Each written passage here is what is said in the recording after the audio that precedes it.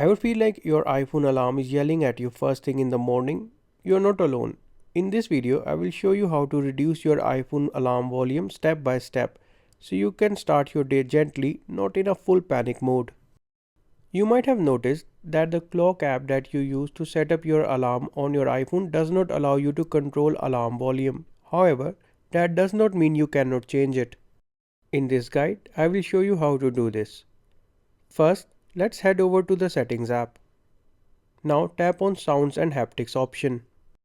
This is where you control the volume for your ringtones, alerts, and most importantly, your alarms. See that slider under Ringer and Alerts? That's the key. Drag it to the left to make your alarm quieter or to the right if you ever want to make it louder again. Remember, this will also affect your iPhone's ringtone and alert sounds. Right below the slider, you will see an option called Change with Buttons.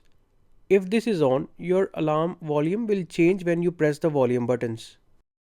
If you turn it off, your alarm volume will stay fixed no matter how many times you change your media volume. Now here's a bonus tip. Some alarm sounds are naturally softer than others. Go to the clock app, tap Edit on your alarm and choose Sound. Here, tap on each of the options and select a softer and calming sound. You can also tap on Classic to explore more tunes. These tunes ease you into waking up instead of shocking you out of bed. You can even use a song from your Apple Music library as your alarm sound.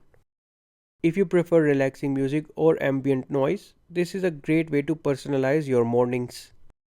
And that's it. Now your iPhone alarm won't jolt you out of bed, whether you are trying to wake up gently or avoid waking the whole house. This simple tweak can make your mornings a lot better.